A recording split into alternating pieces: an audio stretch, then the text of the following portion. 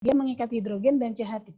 Beda lagi kalau ini nanti sama-sama hidrogen, ya, atas hidrogen, bawah hidrogen, berarti dia nggak bisa membentuk isomer geometri. Kenapa? Karena si karbon yang sama itu mengikat dua gugus yang sama atau dua unsur yang sama, gitu. Nah, kemudian kita cek lagi yang C sebelahnya, ya, ternyata dia juga mengikat gugus yang berbeda. Taunya dari mana, Bu?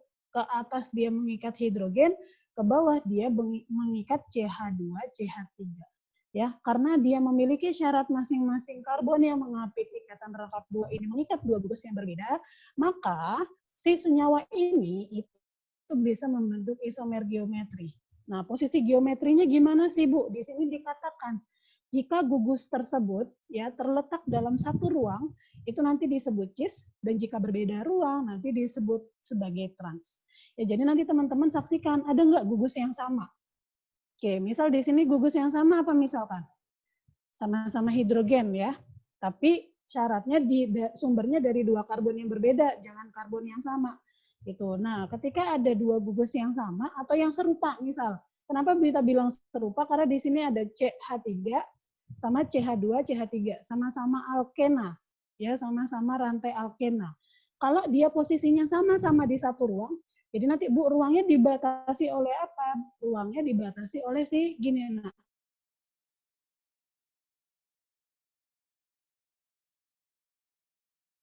Jadi ini cerminnya. Jadi ruangnya atas sama ruang bawah. Dia terletak di ruang sama, sama-sama di atas, ya, sama-sama di bawah, maka nanti dia namanya cis, depannya kita tambahin cis. Tapi kalau gugus yang sama atau gugus yang serupa, ya, itu berlawanan, ya, dia ruangnya berseberangan, maka nanti dia disebut sebagai trans. Gitu. Ya, bisa difahami nggak? Jadi nanti teman-teman ini dari kiri ke kanan ini lurus sebenarnya. Tapi karena di sini ada ikatan rangkap dua, maka nanti cara gambarnya dibuka. Ya, dengan pusat cerminnya atau pusat pembatasan ruangnya itu ada di C yang mengikat atau yang mengapit ikatan rangkap dua. Nanti tinggal kita cek aja ya. Kalau sama-sama kalau masing-masing C-nya yang mengikat dua gugus yang berbeda, maka dia bisa masuk ke isomer cis dan trans atau isomer geometri. Gitu. Ada yang mau ditanyakan nggak?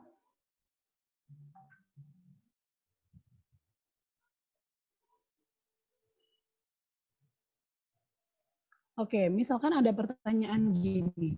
Bu, kan tadi syaratnya adalah masing-masing karbon, kita punya dua karbon di sini yang kita jadikan acuan. Bagaimana jika kedua karbon ini nanti semuanya mengikat gugus yang tidak ada yang sama? Ini kan ketahuannya ada yang sama, enak ya. Jadi kita bisa menentukan, oh kalau yang sama di sisi atas dua-duanya atau di sisi bawah dua-duanya, maka namanya cis. Tapi kalau yang sama berseberangan, ya dia beda arah, yang satu di atas, yang satu di bawah, maka dia namanya trans, gitu ya. Nah, gimana kalau kondisinya semua karbon, dua karbon ini dia mengikat gugus yang berbeda semua? Bisa nggak, Bu, dia membentuk isomer geometri? Oke, teman-teman sedang bawa bukunya nggak?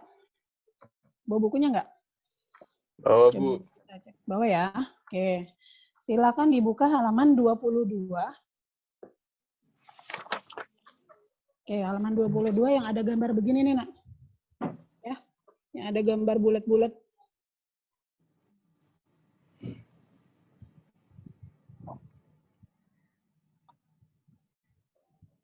Oke, udah belum? Halaman 22. Silakan dibuka halaman 22. Sudah? Ya, Bu. Oke. Nah, di halaman 22 itu ada beberapa simulasi ya. Jadi senyawa alkena jenis yang mana sih yang bisa membentuk isomer geometri? Nah, teman-teman coba dicek tuh ya. Dari yang pertama kan di situ ada 5 senyawa. Oke, senyawa yang pertama di dua karbon tersebut itu mengikat masing-masing mengikat dua gugus yang berbeda, tapi hasil dari dua karbon itu ternyata dihasilkan dua gugus yang sama. Itu misalkan di sini sama-sama hidrogen, di atas yang bawah sama-sama CH3. Oh, gampang itu mah. Kalau CH3 atau hidrogennya di satu sisi berarti dia cis, kalau hidrogennya berlawanan sisi berarti dia trans gitu aja. Itu yang simulasi pertama. Simulasi kedua sama kayak di contoh ini, Nak. Ada satu gugus yang sama dari dua karbon di sini sama-sama hidrogen, tapi yang satunya yang ini CH3, yang ini CH2, CH3. Boleh nggak, Bu? Bisa. Karena tadi memenuhi syarat masing-masing karbon mengikat dua gugus yang berbeda. Oke, berarti dia bisa membentuk cis atau trans. Nanti teman-teman patokannya cari unsur yang sama aja. Ya, kalau unsur yang sama dia ada di sisi sama di atas, maka nanti dia cis. Kalau si unsur yang sama berlawanan, maka dia trans. Itu yang kedua. Ya, kemudian yang ketiga.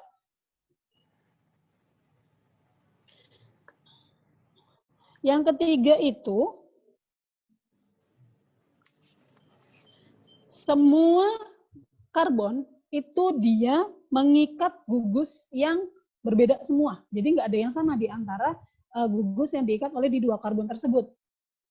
Ya, misalkan contohnya ada di halaman 24, Nak. Ada di halaman 24. Oke, sudah belum? Halaman 24. Oke, misal kita gambarin deh. Sebentar ya.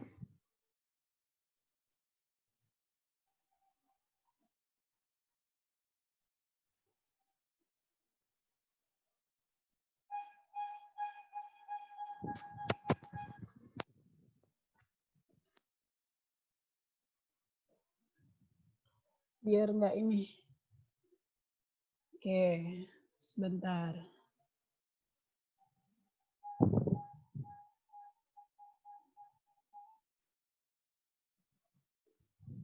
Kelihatan screen Bu Ita? Kelihatan ya? Kelihatan, Bu. Oke, misal Bu Ita punya 1, 2, 3, 4. Gini ya. Terus kita masukin di sini. Nah, ini Bu Ita ganti jadi, ya salah lagi.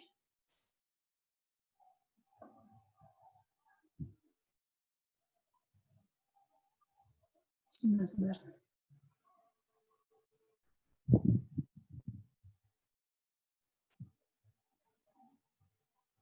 Terus, oke, gini ya.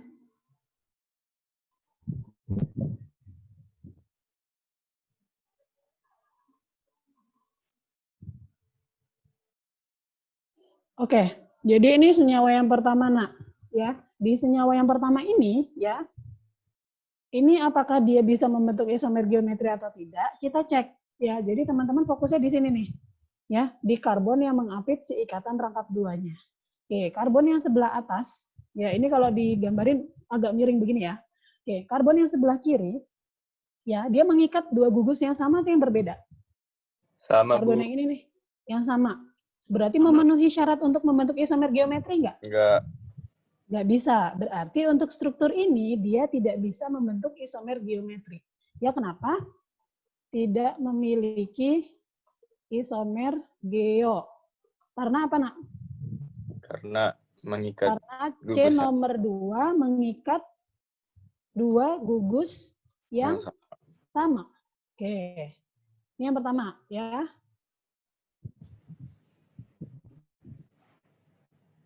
Gitu ya. Jadi kenapa dia tidak bisa? Karena kenapa, Nak? Bu Ita. Halo, ya. Bu. Kenapa? Iya. H3C sama CH3 sama ya, Bu, berarti? Sama, tinggal posisinya aja. Sama. Oh, makanya nggak isomer ya? Iya, makanya nggak isomer. Ini kenapa sih?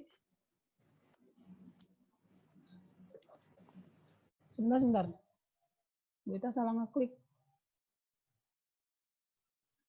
Oke, paham nggak contoh nomor 1? Kenapa dia tidak bisa mempunyai isomer geometri? Karena karbon yang mengapit si ikatan rangkap 2, salah satunya dia mengikat 2 gugus yang sama, yaitu sama-sama CH3. Nih, yang sebelah sini nih. Oke, ini contoh yang pertama. Contoh yang kedua, kalau ada yang masih bingung langsung nanya ya. Bu Ita punya lagi, kemudian contohnya Bu Ita buatnya seperti ini. Di sini berarti, salah. Gini, gini, gini, terus ini Bu Ita ganti. Oke, ya. Apakah si struktur yang barusan Bu Ita buat, ya ini dia bisa membentuk geometri atau tidak? Bisa, Bu. Bisa, Bu. Nah, karena? Dua gugusnya beda. Oke, bisa membentuk apa? Isomer geo. Karena kedua karbon mengikat 2 gugus yang berbeda, ya, yaitu yang nomor 2 nih, yang sebelah sini dia mengikat Cl dan CH3, beda ya. Oke, kemudian ternyata yang C1-nya dia juga tetap sama-sama mengikat CH3 sama Cl. Boleh nggak Bu kalau kayak gitu? Boleh, ya. Justru kamu lebih gampang nanti menentukan namanya karena senyawa yang diikat atau gugus yang diikat itu sama. Nah, gini, sekarang kita tentuin namanya langsung.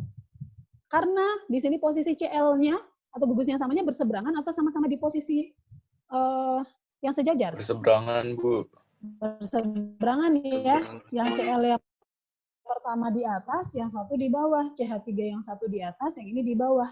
Berarti dia berseberangan. Kalau dia berseberangan berarti namanya apa ya? Trans. Jadi nama depannya trans, kemudian tinggal namanya aja. 1, 2, 3, 4. Berarti 2,3. Nah, gitu. Nah, tapi nanti kalau gambarnya misal Bu Ita rubah, posisi Cl-nya Bu Ita ganti di sini, ya. Jadi Bu Ita misalkan posisi gambarnya Bu Ita rubah jadi seperti ini. Sebentar. Oke, misal kalau posisi gambarnya Bu Ita rubah jadi begini. Di sini Cl, di sini Cl. Oke, namanya kira-kira apa? Cis, Bu. Ayo, musiknya. Namanya cis apa, Nak? Cis, tetap sama namanya. Kan posisi Cl cabangnya ada di C nomor 2 dan 3. Berarti cis 2,3 tetap di kloro. Di kloro apa? 2 butena. Gitu ya. Bisa difahami nggak? Bisa ya? Insya Allah ya. Ada yang mau bertanya? Bu, kalau cabang H nggak usah Ya. disebut ya, Bu? Langsung nama cabangnya. Nggak usah disebut. Berarti cuma Kadang yang misalkan dia nggak punya cabang sama sekali. Kadang ada isomer kayak begini nggak ada cabangnya sama sekali, Nak. Jadi dia terbentuk dari rantai utama aja, misalkan begini. Sebentar ya. Oke. Nih, kayak gini ya dia ya. Add explicit hidrogen, kemudian remove. Ya, dia balik lagi. Berarti Bu Ita buka aja strukturnya ya. Nih, kayak gini nih. Dia kan di sini CH3, ini hidrogen. Ini hidrogen, ini CH3. Ada cabangnya nggak? Nggak ada. Tapi dia bisa membentuk isomer geometri. Kenapa? Karena masing-masing C dia mengikat 2 gugus yang berbeda. C yang ini dia mengikat hidrogen sama CH3. C yang kedua mengikat CH3 sama hidrogen. Karena posisi hidrogennya berseberangan, maka nanti dia namanya trans. Gitu. Dan nggak ada cabangnya. Dan nggak ada cabangnya. Berarti ini nanti namanya dia trans 2 butena. Gitu doang. Oke? berarti yang disebut yang atom-atom ini doang, Bu. Apa namanya? Golongan 7A doang. Iya, kalau misalkan ada cabang, kalau misalkan ada gugus yang di luar Hidrogen gitu. Iya, itu kita sebut. Oh, disebut. Itu nanti dia, misalkan kayak gini nih. Oh iya, nggak bisa. Jadi biasanya cabangnya yang di luar keluar alkana. Oke, Bu. Nah, udah ya. Oke, misalkan lagi, kalau contohnya misalkan begini, nak. Bu Ita punya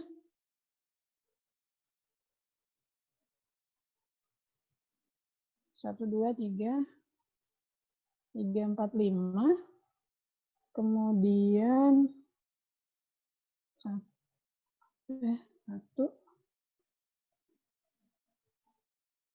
2. Di sini boleh saya ganti.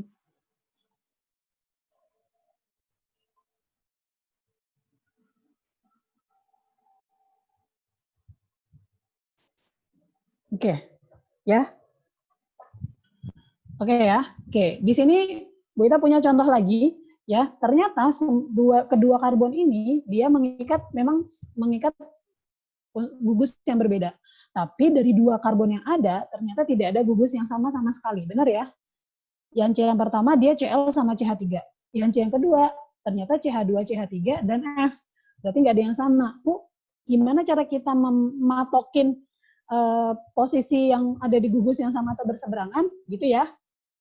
Nah, ini yang tadi Bu Ita katakan, posisikan gugus yang berseberangan atau yang searea atau yang seruang, itu adalah gugus-gugus yang serupa.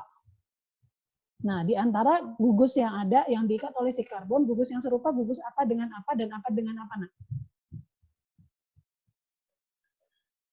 Gugus apa yang serupa kira-kira? Misalkan Cl dan F, dia serupa. Kenapa serupa? Karena dia sama-sama cabang dari golongan 7A. Kemudian, atau kalau teman-teman bingung, Bu, kalau dia tersusunnya nggak dari golongan yang sama, berarti teman-teman cek alkilnya aja, nak. Di sini kan CH3 sama CH2, CH3. Oh, berarti dia serupa. Karena apa? Karena si gugus tersebut masih dari rantai karbonnya. Berarti kalau misalkan si C sama C ini, dia letaknya berseberangan, maka nanti namanya adalah trans. Tapi kalau misalkan si CH3 Bu Ita pindah ke atas, maka nanti dia namanya cis. Berarti kalau struktur yang Bu Ita contohin ini namanya cis atau trans ya? Trans, Bu. Trans, betul. Oke ya, jadi paham ya. Trans berarti 2 kloro, karena Cl abjad ya, alfabetis ya. Pakai bahasa Indonesia apa bahasa Inggris ya? Pakai bahasa Indonesia dulu ya. 2 kloro, kemudian 2 kloro, 3 fluoro, apa? 2, alah panjang amat, pentena. Bu, Ini ya. penomoran diaturnya gimana, Bu? 1, 2, 3, 4, 5. Tetap normal, nak. Oh, enggak, mulainya dari mana, Bu? Apanya? Dari Nomor satunya. Dari kiri. Dari sini. Dari cabang yang tadi, kan strukturnya kebuka. Jadi kebuka itu bukan berarti dia cabang. Tapi bisa jadi kalau CH3 berarti kan dia bagian dari rantai utamanya. Gitu, Taki. Ya. Bu, kalau ini kloro sama fluoro, F duluan itu gimana, Bu? Tetap. Ini Bu Ita bingung nih, kayaknya pakai bahasa Inggris deh. Kalau bahasa Inggris berarti kloro dulu kan, Cl. Karena dia fluoro. Ya. Gitu. Kayaknya pakai bahasa Inggris deh. Makanya Bu Ita sementara nulis kloro. Kalau nomor Cl sama F-nya dibalik gimana, Bu? Misalkan Cl di bawah, F-nya di atas, berarti F-nya apa? Cis. Tetap Namanya cis, berubah cis. Namanya tetap sama. Penulisan kloro sama fluoronya duluan siapa? Oh, kalau itu alfabetis, tetap alfabetis. Berarti tiga kloro gitu, Bu? Iya, 3 kloro, 2 fluoro. Kenapa dimulai tetap dari kiri? Karena di sini kan 2, lebih panjang. Paham nggak? Yang paling dekat rangkap 2-nya ya, Bu? Betul, yang paling dekat dengan rangkap 2-nya. Sehingga kita mulainya dari kiri. Meskipun posisi F dan Cl kita rubah, ya nanti ya berarti yang merubah adalah penomorannya aja. Tapi ngitungnya tetap dari kiri. Karena di ujung kiri itu lebih dekat dengan ikatan rangkap 2. Oke? Oke ya? Bisa dipahami mana senyawa-senyawa yang bisa membentuk isomer geo dan tidak bisa membentuk isomer geo?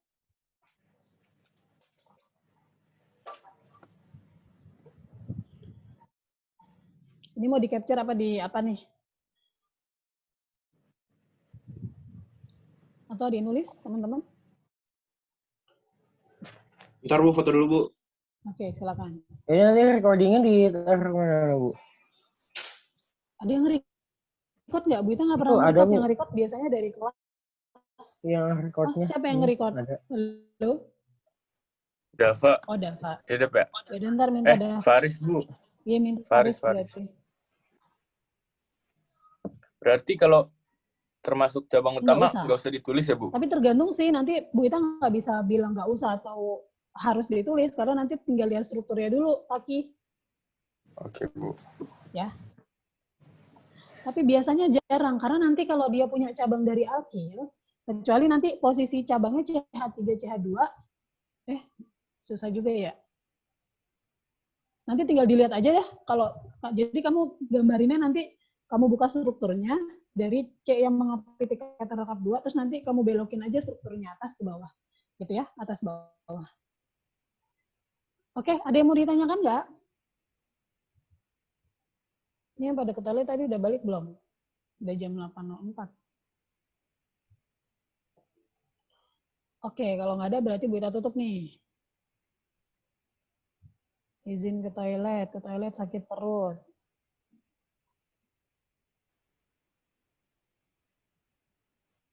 Udah pada sarapan belum? Belum Bu. Belum Bu. Mending Bu Ita kita juga belum. makan-makan dulu Bu. Oh, enggak. Kan Ibu juga belum Bu Ita makan. mau- Lapar kan Bu? Saya juga Bu Ita lapar. harus masak dulu kalau makan lama. Kamu mah enak, udah ada tinggal makan. Saya juga nggak ada Bu. Makanya kita mending Oh ya udah. istirahat dulu Bu. Udah kita puasa aja. Ya Bu. Belum sahur. Ya nggak apa-apa, nggak usah sahur, kuat kan?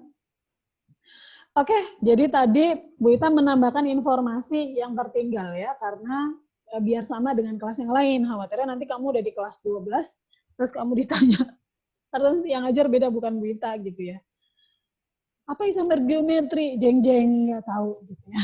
Jadi biar informasinya sama. Nah, sekarang kita ke sini nak, ya. Kita masuk bab 2, kita waktunya tinggal 2 pekan, jadi nggak cukup nih sebenarnya untuk menuntaskan bab 2, ya. Oke, tapi nggak apa-apa. Oke, kita masuk di bab 2, ya, nama babnya termokimia, ya. Nama babnya termokimia. Kalau dari judulnya, kira-kira apa yang akan kita pelajari nih? Ada yang tahu nggak? Suhu. Kalor suhu, Bu. Kalor, suhu, terus apa lagi? Kalor, suhu dikaitkan sama apa? Kimia. Sama kimia, ya. Jadi benar nih, benar. Jadi nanti kita akan mempelajari seputar kalor atau energi atau suhu yang terlibat dalam persamaan reaksi kimia. Ya, gitu ya. Jadi di masing-masing persamaan reaksi kimia itu pasti ada energi yang terlibat loh. Nah, berapa banyak sih energi yang terlibat itu? Ya, itu yang nanti akan kita cari bareng-bareng nih, ya, besarannya berapa gitu. Nah, sebelum masuk ke apa saja yang kita pelajari lebih detail, oke. Kita punya gambar nih. Gambar apa ya? Kipas angin. Kipas angin, betul ya, kipas angin.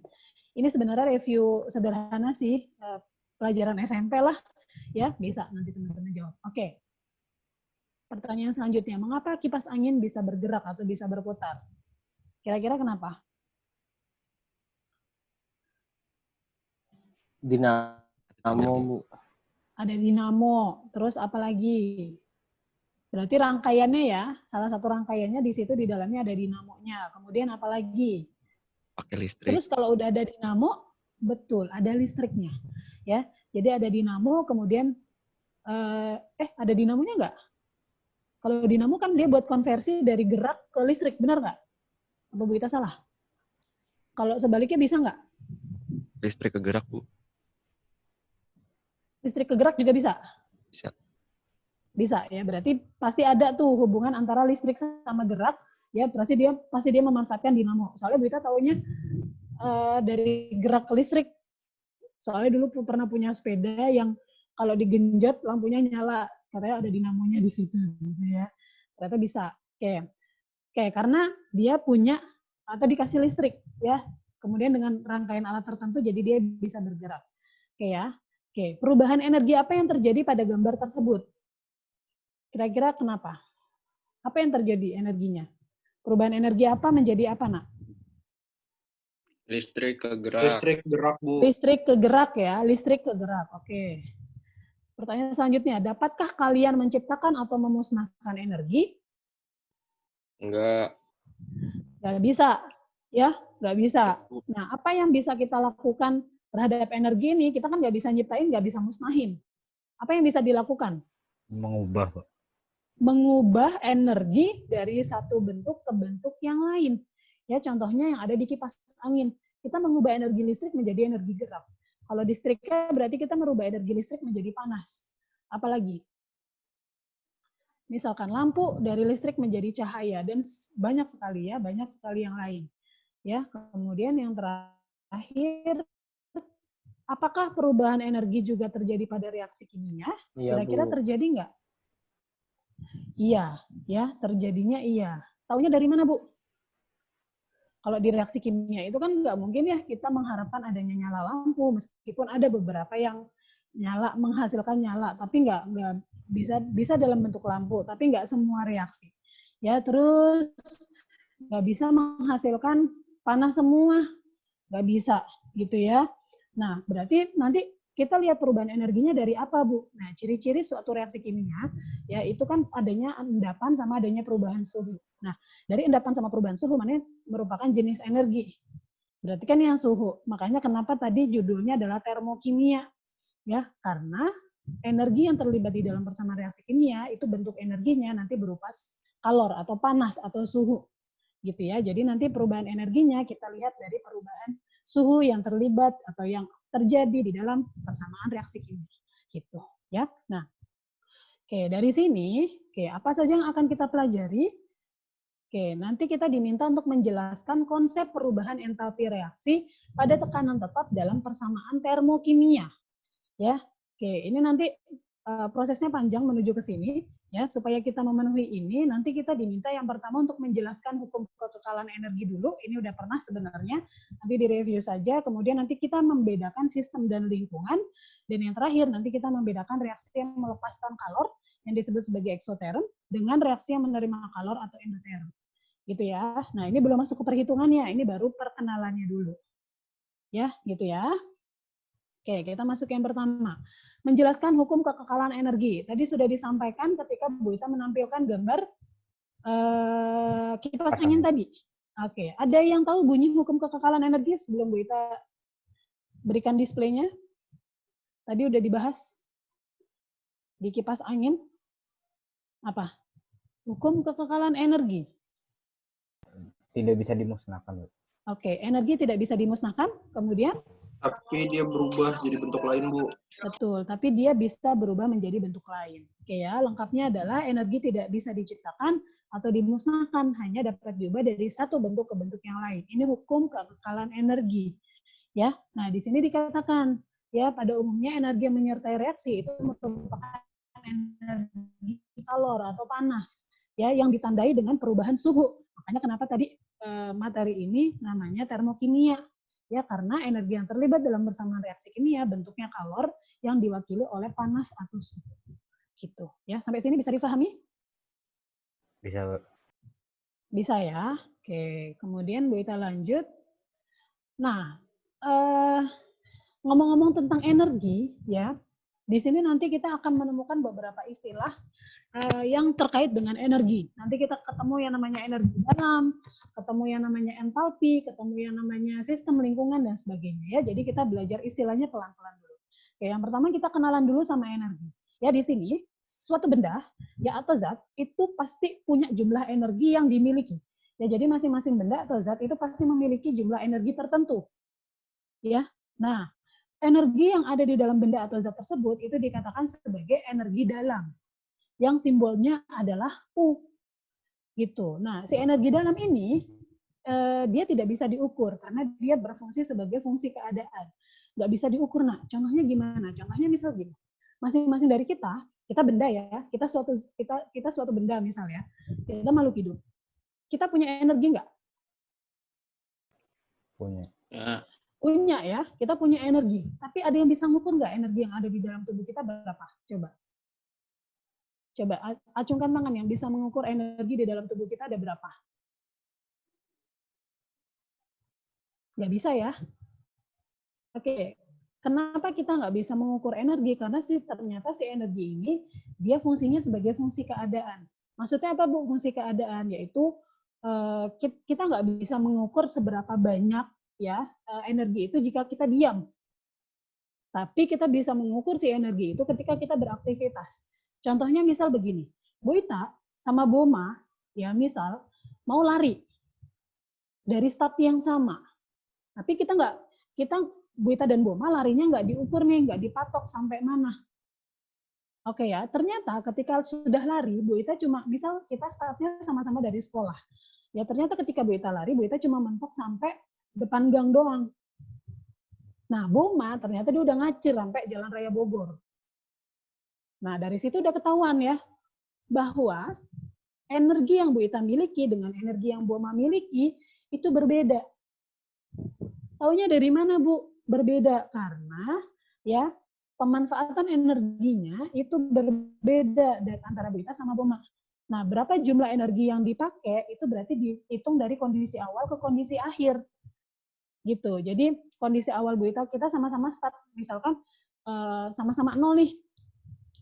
Nah, kemudian setiap berapa meter gitu ya, misal energi terukurnya per berapa meter. Jadi energinya cuma bisa dipakai misalkan 10 meter untuk Bu Ita. Sedangkan Boma energinya bisa dimanfaatkan untuk 1 kilo. Ya, gitu. Jadi fungsi keadaan dari kondisi awal ke kondisi akhir itu kita baru bisa menghitung sehingga kita nggak bisa tuh nyari U-nya saja. Jadi pemanfaatannya dari kondisi awal ke kondisi akhir. Sehingga rumusnya adalah U2 min U1. Jadi nanti untuk energi, karena dia fungsi keadaan, maka nanti yang kita lihat adalah perubahannya. Ya, jadi perubahannya yang kita lihat. Gitu ya, energi dari kondisi akhir ke kondisi awal. Gitu. Jadi yang terpakai energinya berapa sih? Nah, itu yang bisa kita hitung. Tapi ketika kita untuk menghitung berapa banyak di dalam zat tersebut itu sulit. Ya, gitu. Sampai sini bisa difahami nggak?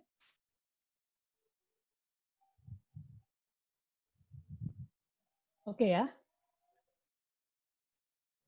Oke. Oke, kalau nggak ada yang tanya berarti Bu Ita next nih. Nah, selanjutnya sekarang kita membahas tentang kalor. Ya, jadi dari energi yang ada di dalam satu zat, salah satu energi itu bisa berbentuk kalor. Ya, nih Bu Ita punya gambar, ya teman-teman bisa menyaksikan gambar di situ. Ada gambar apa? Kopi panas di dalam suatu cangkir. Oke ya, pertanyaannya adalah apakah terjadi perpindahan energi di dalam wadah tersebut? Kira-kira ada perpindahan energi nggak? Ada, Bu. Ada, oke, ada. Berupa apa? Panas. Panas. Oke, ciri-ciri adanya perpindahan energi apa kira-kira yang bisa kita amati dari situ? Oke, kita sepakat ya bahwa energinya berupa energi panas atau kalor. Ya, tapi ciri-cirinya apa nih? Kok si kalor ini bisa berpindah? Ciri-cirinya apa kira-kira? Melepaskan uap, bukan Bu? Oke, yang pertama melepaskan uap. Good. Ya, bagus. Ada lagi nggak? Gelasnya panas termasuk tuh, Bu. Betul, gelasnya panas.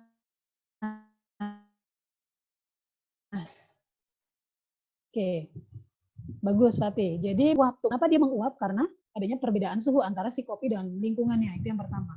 Kemudian yang kedua, ciri-ciri adanya perpindahan energi adalah di gelasnya panas, ya sehingga ketika makanya kenapa cangkir kopi itu didesain ada pegangannya, karena kalau kita megang begini panas, ya nggak bisa tuh minum melepuh tangan kita, ya panasan pasti ada cangkirnya. Karena apa? Karena desain memang di situ pasti ada perpindahan kalor gitu, sehingga kita merasakan panas.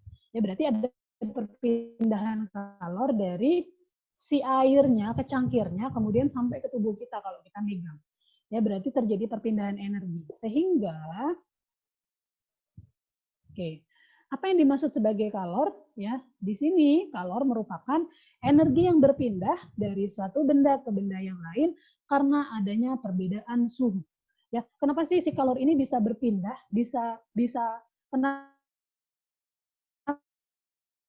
kita ketika megang gelas itu kita bisa merasakan panas? Karena suhu di dalam gelas di air ya dengan suhu yang ada di lingkungannya itu berbeda, Nak. Nah, suhu itu dia akan mengalir, ya dia akan berpindah dari suhu yang tinggi ke suhu yang rendah. Makanya kenapa ketika di situ ada air panas, nanti si suhunya dia akan berpindah ke cangkir yang suhunya lebih rendah. Ya, kemudian kalau kita megang karena suhu tubuh kita pasti lebih rendah dari air kopi panas, maka kita juga ikut dikenai atau terkena perpindahan energinya. Efeknya apa? Efeknya suhu kita jadi naik, suhu cangkirnya jadi naik, makanya kita ngerasanya panas. Itu yang dimaksud sebagai kalor. Ya, jadi kalor merupakan energi yang berpindah dari satu tempat ke tempat yang lain karena adanya perbedaan suhu. Kalau nggak ada perbedaan suhu, maka tidak ada kalor yang berpindah. Kan udah stabil kondisinya, ya, gitu. Sama kayak apa biasanya? Ya kayak air lah ya, dari tinggi ke rendah gitu ngalirnya. Itu udah alamiah. Gitu. Sampai sini? Ada yang bingung atau ada yang mau ditanyakan?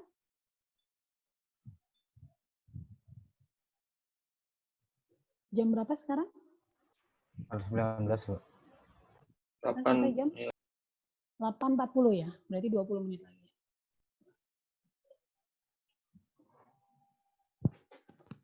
Bisa dipahami ya? Kita ngecek baterai dulu. Masih cukup.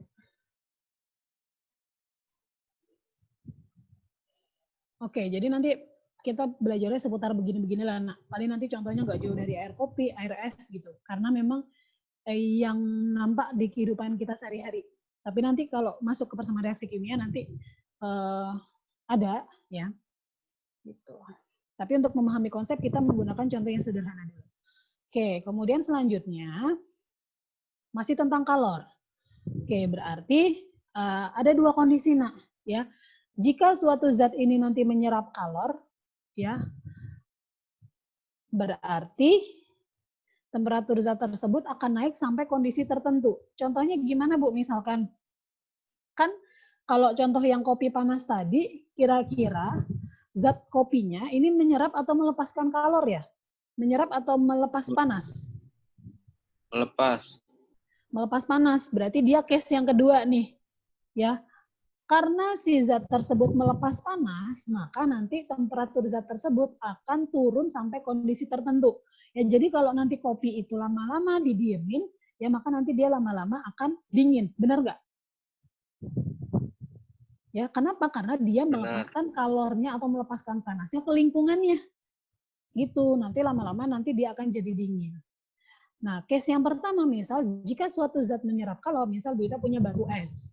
Ya, Bu Ita keluarin dari freezer, Bu Ita taruh di ruang tamu, misal. Yang suhu ruang 25 derajat Celcius, kemudian kalau di freezer itu kan suhunya bisa minus. Ya, berarti di situ kalau Bu Ita keluarkan, si es batu ini dia mengalami apa? Perbedaan suhu. Dari rendah menjadi tinggi. Oke, berarti kalornya, jadi si es batu ini menyerap kalor. Kenapa? Karena si es batu suhunya lebih rendah. Kan tadi kalor itu berpindah dari suhu tinggi ke suhu yang rendah. Berarti panas dari ruang tamu itu nanti akan diserap oleh si es batu. Nanti apa yang terjadi? Yang terjadi adalah si es batunya nanti akan naik suhunya. Ciri-ciri es batu naik suhunya apa? Nanti batu esnya jadi mencair. Dia berubah jadi zat cair, yang awalnya padat dia jadi cair. Gitu. Ya, bisa dipahami dua case ini atau dua kondisi ini? Bisa, Bu. Bisa ya. Kasih jempolnya kalau paham. Oke, jempol manual juga nggak apa-apa.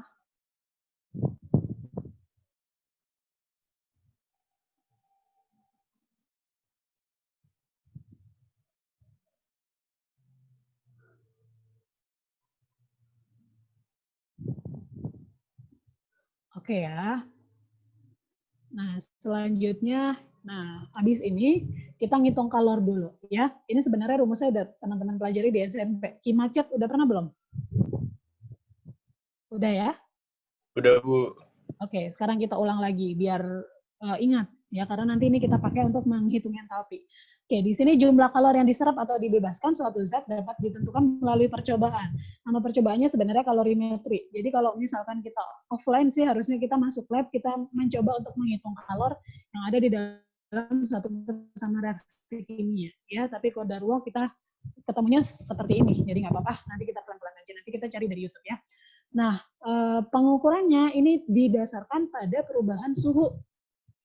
Ya, gitu. Jadi berapa sih kalori yang terlibat di dalam suatu zat atau persamaan reaksi kimia itu bisa diamati dari perubahan suhu yang terjadi gitu. Sehingga untuk menghitung kalor ya rumusnya Q sama dengan MC delta T atau Q sama dengan C besar kali delta T. C besar sama C kecil bedanya apa? Kalau C kecil di situ dikatakan dia kalor jenis.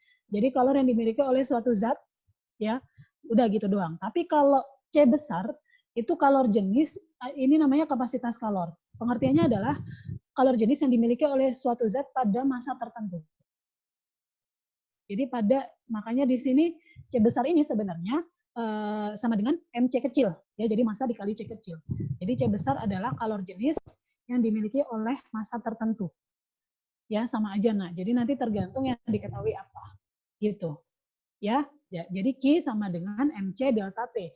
Nah, nanti perubahan suhunya bisa dalam bentuk Celsius atau Kelvin.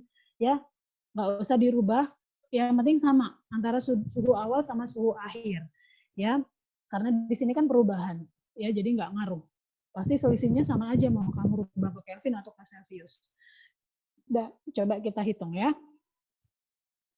Contoh misalkan di sini ini dari buku, kayak teman-teman nggak semuanya buka buku nih, ya. Oke, jadi ditulis. Di sini tertulis berapa joule kalori yang dibutuhkan untuk memanaskan 250 gram air dari temperatur 30 derajat Celcius menjadi 100 derajat Celcius. Diketahui kalor jenis airnya 4,2 joule per gram Kelvin. Nah, dari sini teman-teman tinggal masukin rumusnya aja. Q sama dengan MC delta T. Masanya 250 dimasukin, kalor jenisnya 4,2 joule per gram Kelvin, kemudian delta T-nya itu dari 30 menjadi 100, selisihnya 70. Nah, hasilnya sama dengan 73.150 joule. Nah, ini bisa kita singkat jadi kilojoule dengan cara dibagi 1000, sehingga jawabannya adalah 73,15 kilojoule.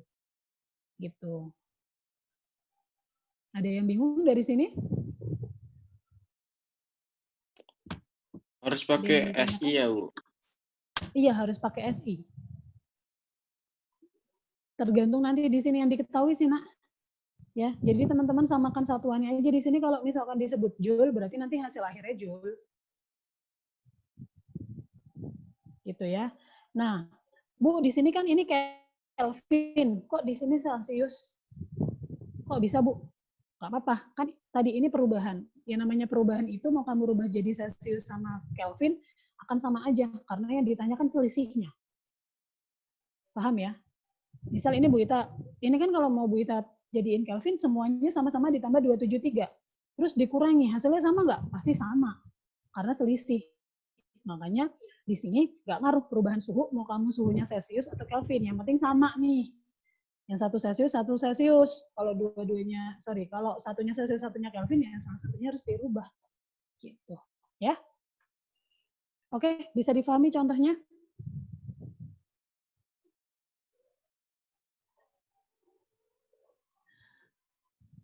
Oke, berarti kita ke sini, Nak. Silakan teman-teman buka halaman 85, kita kerjakan soal nomor 3. Di buku halaman 85 nomor 3.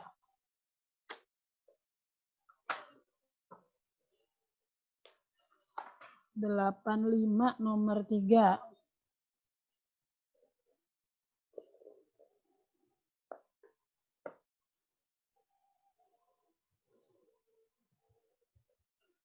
Ini dikerjain tugas atau gimana, Bu, maksudnya? Enggak, di buku catatan aja. Ada yang nggak bawa buku? Bukunya di rumah kan? Atau kita tulisin di sini nih. Bu, saya izin ke kamar mandi. Oke.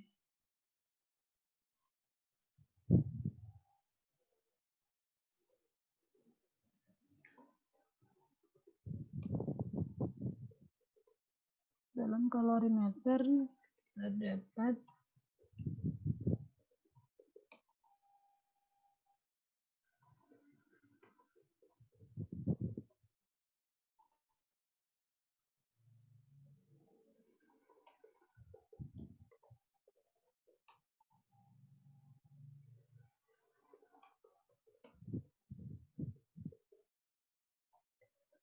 mengelilinginya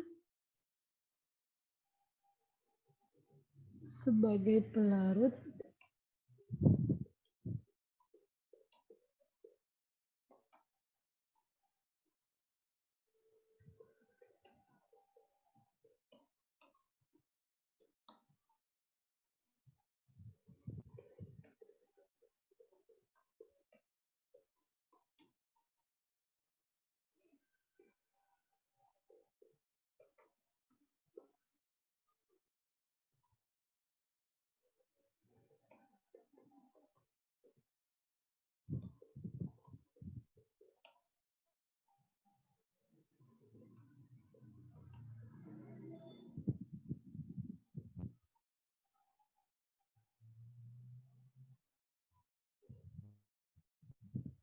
bagi yang bukunya nggak ada. Tuh, soalnya udah Bu Ita tulisin ya.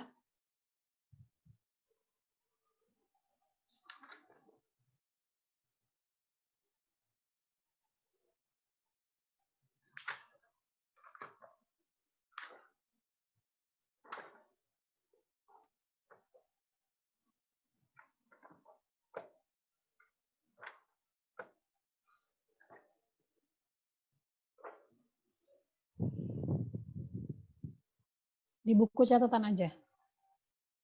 Sebentar, Bu Ita ambil HP dulu.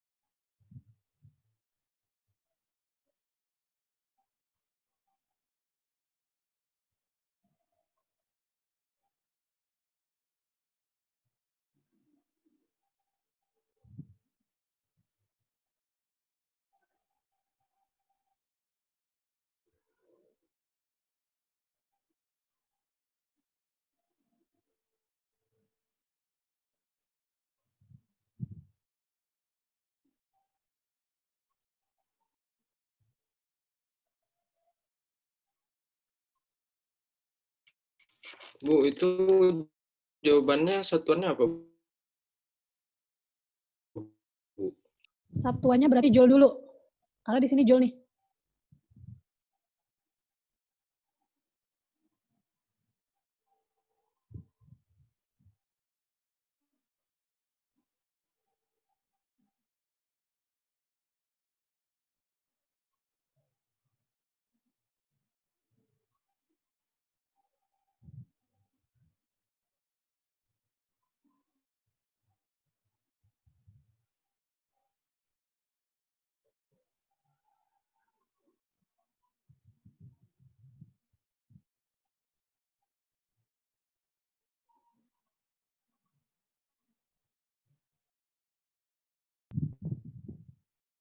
Coba yang udah selesai boleh menampilkan jawabannya. Pakai annotate, siapa yang bersedia?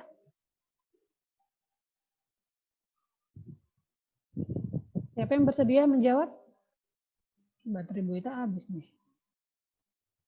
Ntar Bu Ita ngecas dulu. Yang bisa, yang sudah selesai? Ada yang mau?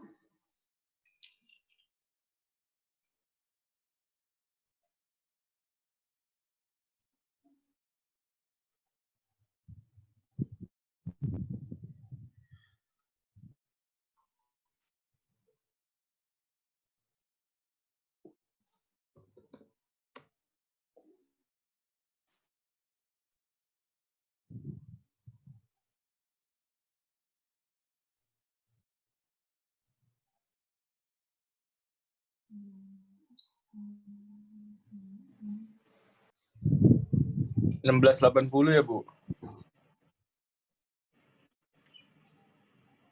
Kenapa?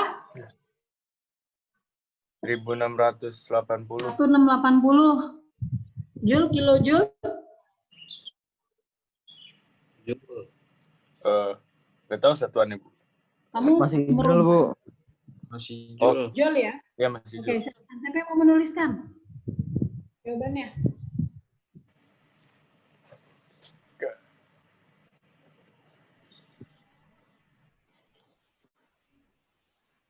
Nggak ada yang mau nih. Dikaliin aja kan semuanya. Hah?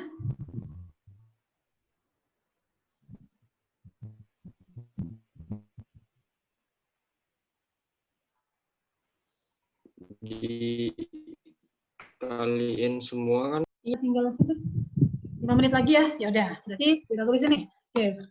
Q sama dengan rumusnya apa, Nak? M C delta T. Ini ya. Oke, masanya berapa? 200. Masanya 200 gram. Kalor jenisnya diketahui 4,2 Joule per gram Kelvin. Oke, kemudian perubahan.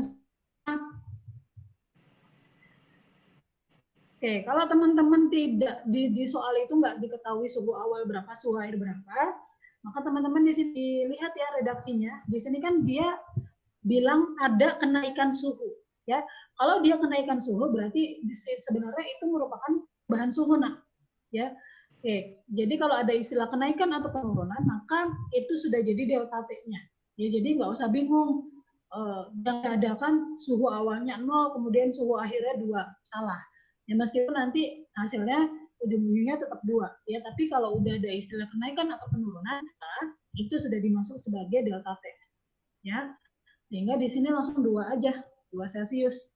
Itu udah tinggal dikali semua aja, jadi 1680 Joule.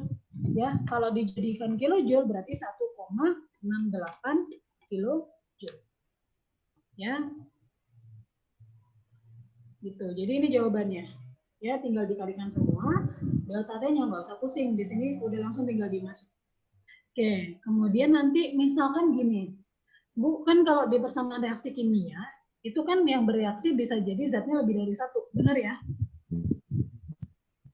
Oke, kita bisa mereaksikan zat A sama zat B. Gitu. Terus kita hitung. Di situ kalori yang terlibat gimana, Bu? Oke, nanti kalau teman-teman menemukan yang tersebut, maka nanti misalkan dia 2 zat yang berbeda, kemudian punya punya massa masing-masing. Jadi nanti massa yang digunakan adalah massa total. Ya, misalkan zat A 100 gram, zat B 100 gram. Maka nanti total massanya 200 gram. Kemudian perubahan suhunya gimana, Bu? Nanti perubahan suhunya dihitung perubahan rata-rata. Misalkan suhu awalnya kan berarti 2 kondisinya berbeda. Biasanya sih kita pakainya suhu ruang. Baru setelah bercampur nanti dia punya suhu akhir tuh, baru nanti dikurangi. Gitu, ya. Sudah, sampai sini ada yang mau ditanyakan? Paham ya? Bisa dipahami ya? Lagi-lagi ini masih review di materi SMP. Oke, kalau sudah tidak ada yang ingin ditanyakan, berarti cukup untuk hari ini. Bu Ita stop share ya.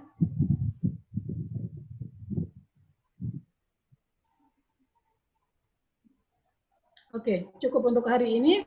Berarti benar nggak ada yang mau nanya?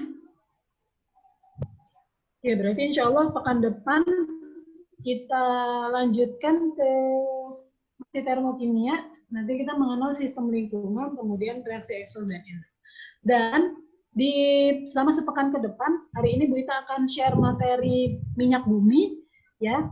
Nanti ada slide-nya, kemudian nanti ada kuis yang harus teman-teman kerjakan. Nah, di kuis tersebut teman-teman cukup ngerjainnya sekali aja, karena nanti buat Bu Ita nggak bisa menyampaikan materinya secara langsung.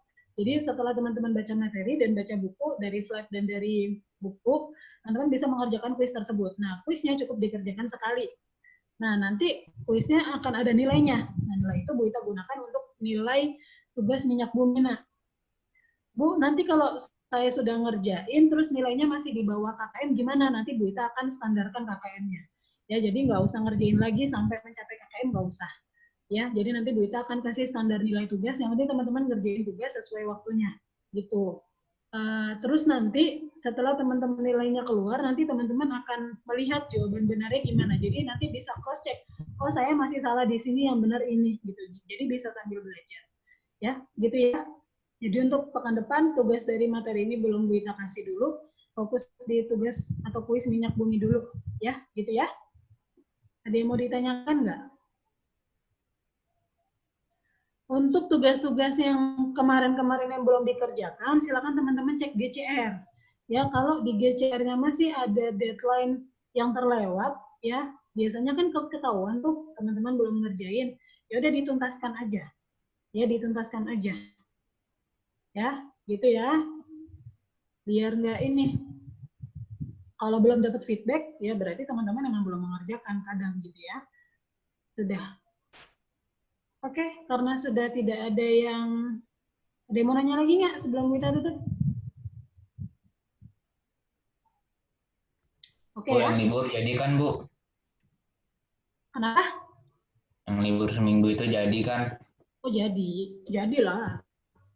Kamu libur, kita nggak libur. Alhamdulillah ya Allah. Jadi seminggu lagi terus kamu libur. Liburnya kapan, Bu? Kamu terima rapor. Hah?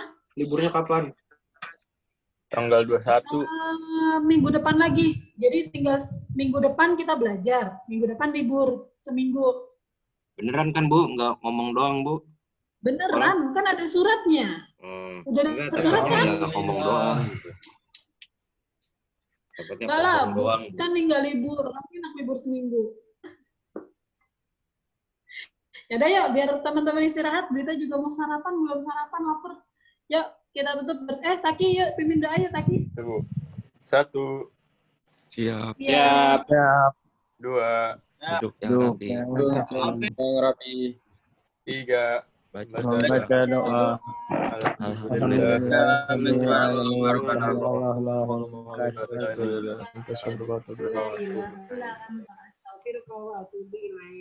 Terima kasih atas perhatiannya.